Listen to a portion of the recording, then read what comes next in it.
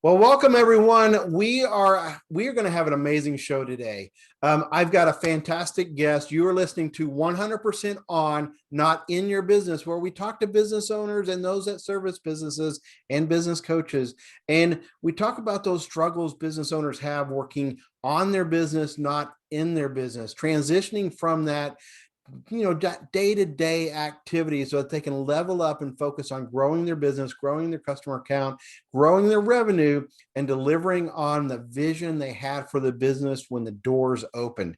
Today, I'm super excited. I got Christopher Shaw. He is the founder of Infinite. Christopher, welcome to the show. I'm so glad you were able to join me today. Thank you, Steve. Thank you for having me. Thank you for helping me, allow me to be a part of this, man. You have a really cool podcast, and this is just the beginning for you as well, my friend. Yeah, well, thank you again. And again, thank you for that support. Well, we got to start with the obvious. So you're the founder of Infinite. Tell us what Infinite is. It's an all-in-one business solution for business owners. We found that a lot of business owners, they don't know how to really take advantage of what the internet, the power of the internet, as far as automation, as far as connecting with so many different people all at one time and still making a meaningful connection to where you can still pass on your brand values, your voice, your look and feel without necessarily having to be in front of them and talk to them. So our platform combined with our software, branding strategies completes that handshake. It helps you really emulate your offline look and feel with your online to where it's a seamless transition. And man, we're rolling. So that's what the Infinite platform is all about. Well, that's awesome. So it's technology taking a piece of the business that the owner might have to do manually and is doing it for them. And they don't have to go through that learning curve, it seems like, to learn how that social media, all the social media platforms and the internet really works in a way to communicate who they are, who their business is, and what their brand's about. That's true. Now, I don't want to mislead anybody. And when we say automate, it's not always 100% automation. It's more about 80% automation. And then you have to at least do some part in setting it up, making sure that the message is correct. But our platform can handle if you wanted to build a website, a full stack sales funnel. You can manage your social media. We have a booking and appointment form on there. You have an online store. You can sell subscriptions, physical products, memberships. I mean, it encompasses a lot. But on top of that, we also have some courses and resources. Like we have a 90-day marketing planner. It helps you map out your 90 days. We have a 30-day marketing planner. We have a Start Your Own Business course. We have a Google advertising course, Facebook advertising courses, and all these courses and resources go hand in hand with the platform. And now you're building something, that can almost really use the internet all by itself. Now, we partner with some email marketing platforms to integrate with our software, but we have in the works building our own email marketing function within the platform, and that'll be out. I'm going to say no later than August. But, with technology, we want everything to be on point before we really deliver that end product to our users. Absolutely. So just don't hold me to that. But well, it is recorded. I know, I'm just joking. No, but as of right now, we still partner with some really good email marketing platforms that can integrate seamlessly within our software in the meantime. So you don't really lose anything. So awesome. Well, I can certainly understand why you called it Infinite, given that description. Well, so you're a busy businessman. You're focused on building that technology, building that customer experience, all of the content that they need to learn how to run their business and use the technology. You got to struggle, I bet, working in the business versus on the business. And so what are some of the challenges you've had getting to that point, or if you're still there is fine, but balancing, I guess, is a better question, balancing the day-to-day and then just kind of putting your business out there, marketing, connecting with folks? Well, I would say, over my 9 years of doing digital branding with people, I have common denominators. You pick up common denominators that go on, and one of the most famous ones is trying to do everything yourself, and then also waiting till everything is perfect before launch. And when you're really trying to build a vision, not just a business, if you're trying to build that vision, you got to sometimes get out of that vision's way, right? Because if the vision is there, it's bigger than you anyway, right? Like you're going to need help your vision should be so big, it scares you. And you have to, but sometimes we think that everything has to be perfect. We have to do it ourselves. Well, that counteracts your actual vision. Because if your vision is bigger than you, then you can't do it yourselves. And it's not going to be perfect. But it does have to be effective. So that was just from personal experience. That was one of the things that I was getting in my own way, just working on the business, because I'm pretty good at web design, graphic design, all these things myself. And even when I did hire people and I had a full team, I would look over their shoulder to make sure everything was right. And, and they're really like, hey, Chris, you need to be out there, being the face of the business, really pushing their vision and making sure everything's on point, not here doing the things that you hired us to do. And I was so used to that and wanting certain expectations that I really got in the corner hole. And you look up and years have gone by and you're not closer to your vision. Now you've made some money. There's a difference. You've made some money, but the actual getting closer to that vision, you're not really closer to that vision. And we can sometimes get in that hole to where we're digging it deeper without really knowing it. And that's why it's so good for, podcasts like yours to really give an insight, a different perspective, because sometimes like me, once again, I was too close to it. I was too close to it, and you had to have somebody, kind of give you a different perspective. So yeah, those two, man, being a perfectionist and trying to do everything yourself, it'll drown you. Oh yeah, absolutely.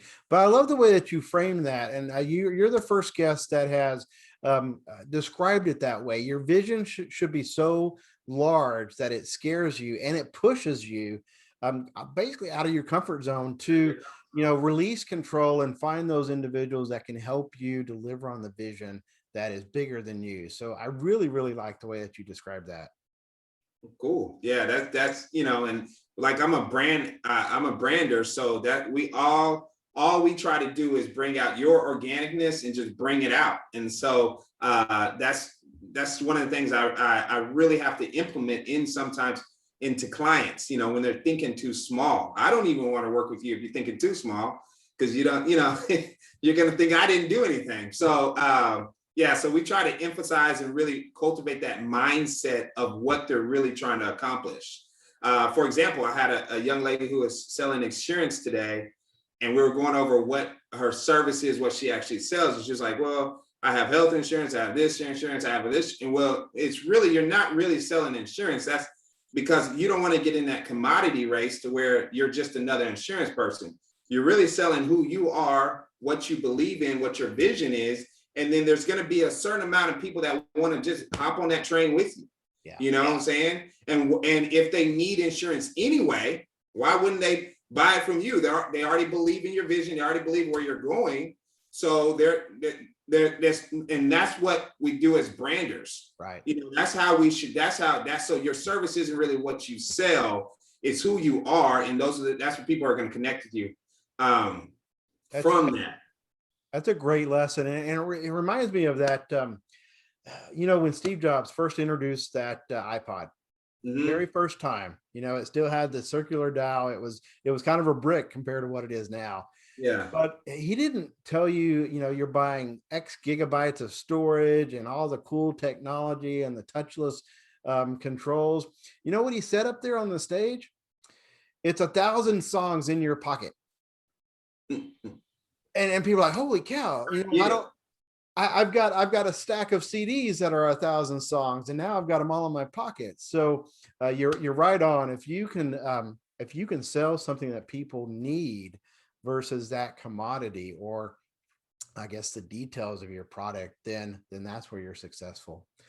And you use a perfect example, Apple. I mean, their market share is crazy for a limited amount of products they sell. Oh yeah. You know what I mean? So either they're marketing it out of the roof or they're really making a connection. And I think it's a little bit of both, but more the connection, because whenever something new comes, an iPhone comes out every month, like, I mean, every year, the person just bought it last year. They don't need it, Right. but they connect with the brand so much, and they simplified the process. Just like you said, it's a thousand songs in my pocket. People they weren't even thinking about it like that. Yeah. You know what I'm saying? Everybody else was saying, hey, you can have all this stuff. And said, no, we just made it easy for you to have 1,000, you know. So yes, that was a perfect example. Apple is a premium brand, you know. So yeah. Right.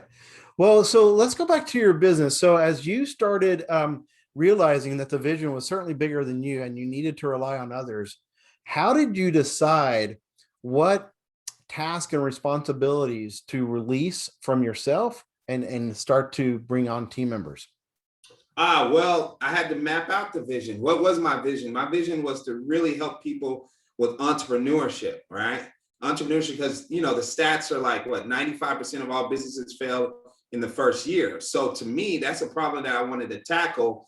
But I knew if I was going to tackle this, and this is my vision, nobody else, my wife or anybody else, would necessarily get the vision as clearly as I was, right? Yeah. But other people can build websites, do logos, do all these other things, right?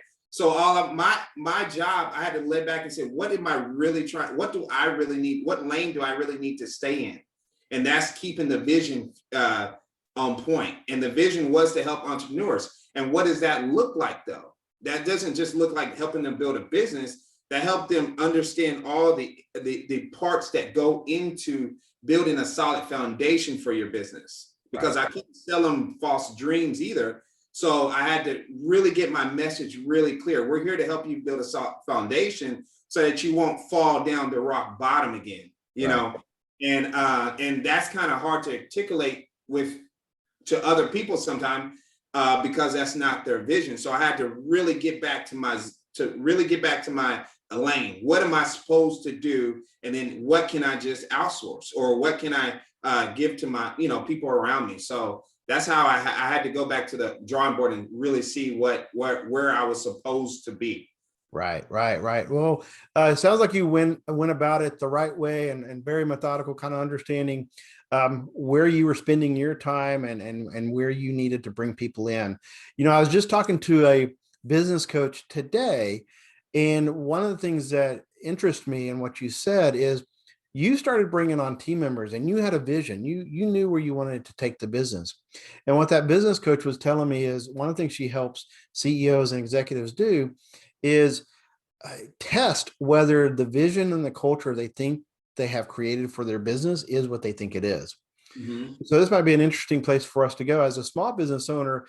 How do you now kind of make sure that your vision is resonating and being carried forward by your team? Man, Steve, that's one of my life lessons actually I had to learn because when I first started with the brand, I had about 7 employees. And in my mind, because this goes with culture, and I didn't realize that concept back then, in my mind, if I got up and I didn't need any motivation, I didn't need anybody to tell me to go to work, to do this, to do that, you know, I'm thinking if I do that, they're just going to jump on board with that, right? And that did not happen. And the add-on to that, I was paying salary. So I wasn't, you know, I'm just, hey, if I keep them a good paycheck coming and I lead by example, you know, that is enough. I can, you know, they'll eat off my little essence I live behind, right? Like they don't need any more than that. And that company culture was horrible. And it was horrible because I was leading by example and doing work, but when you're building a culture, it's so much more than just getting work done. Yeah. You know what I mean? It's so much more than bringing in clients and getting work. It's about building relationships. It's about letting people know who you are and what you're about and improving them. You know, if everybody around you is not improving and you're just making sure they have a paycheck, that culture is going to suffer dramatically. And I literally had to learn that. Yeah. And also from that, I was thinking, like I didn't put in place like certain guidelines and a lot of different things to where people could always go back and refer to know what to do in a certain situation.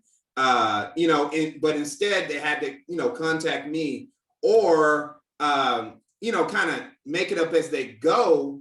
And those type of things are man, it's a foundation for destruction as far as a company is concerned. So I had to, once again, I had to look at what I really wanted to do. What were we really trying to accomplish? And I really wanted to be, from a company culture standpoint, somewhere where people come in and they feel like they're a part of my vision and not just doing work. Right. You know? Yeah. And so I had to, I remember I was in the hospital with my wife. She was having our third child, and I'm still sitting there working on my laptop. And it just hit me like, what am I doing? You know, like I have employees, like, what am I doing? You know, my employees, they couldn't close sales without me. They couldn't finish the website. You know, they couldn't do certain things without me. And it's like, I'm a true believer that if anything goes wrong, anything, it's the head. You start with the head. Like, so I had to look at myself like, is this what I want to do? You know, I haven't built a culture that's sustainable without me, but also adds to me and adds to everybody else. And so, yeah, I mean, that's a crazy, that's good you asked that question. I had to go through that, man. And I only had two options: to either let everybody go or look in the mirror, you know? And so I had to look in the mirror and really see where I wanted to go and fix that and start being more approachable, more open to, you know, not only what the company needs, but hey, what do you need? How can I help you? How can I serve you? How can I help you fix this problem or get to this point to where you feel confident to close this sale on your own, or you feel confident to do, what can I do to do that? And then they started seeing that, you know, Chris really does care about us, and they're going to be all in, you know? So yeah, that's funny. You had to go through that too. It sounds like you've gone through a couple of life lessons just with your business, and I'm sure there's more coming. But you know, a lot of business owners are on various journeys, and you've gone through a lot of lessons. Well, so you help entrepreneurs. You work with a lot of entrepreneurs. What do you see is a kind of common theme or a common struggle that they face on a day-to-day basis, working on their business and getting, you know, out of the weeds, out of the day-to-day operations?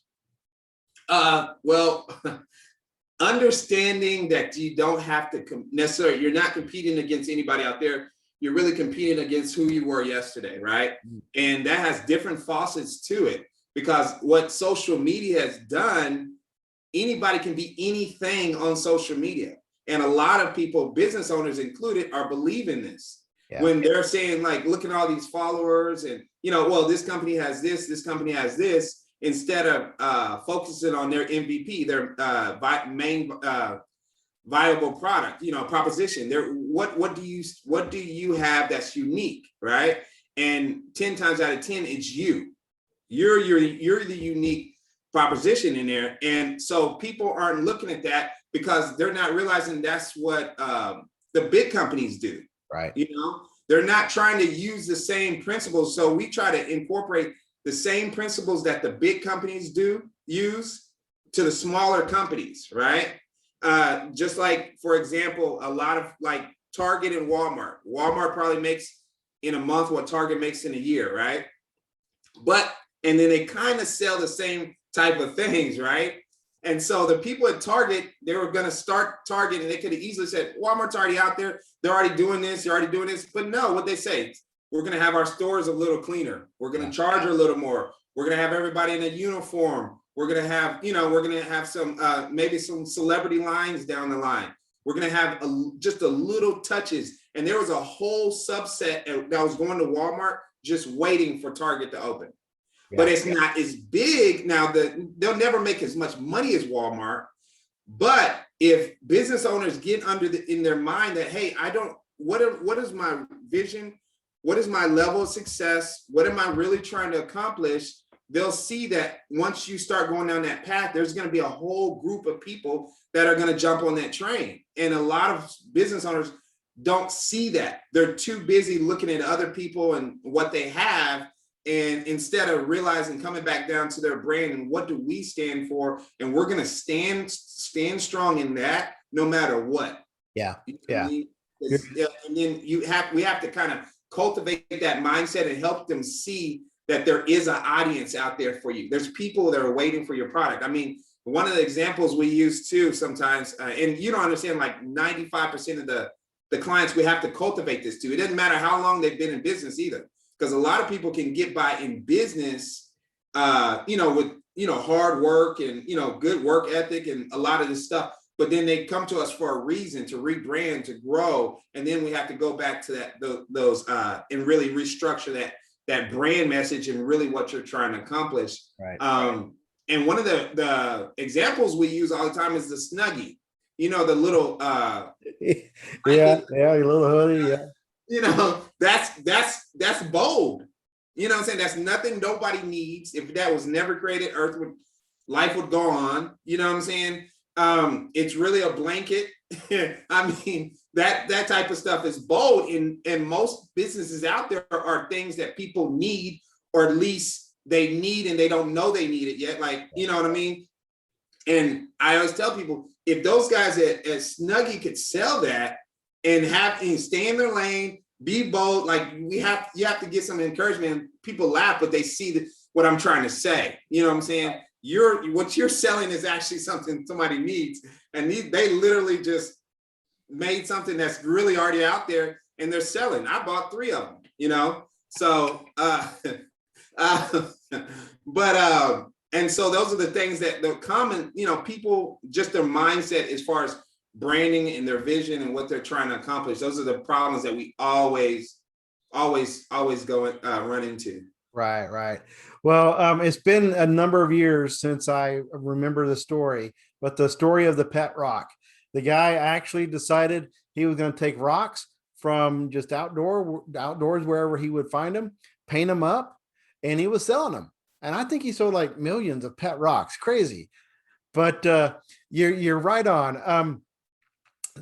If you can stop following everyone else and figure out what's unique about you and your business and what you want to make a difference with in this world, then people will just gravitate to that. Mm-hmm. It might not be instant, but that perseverance will, and getting the message out there, which your company can help. Getting the message out there helps bring those people to you.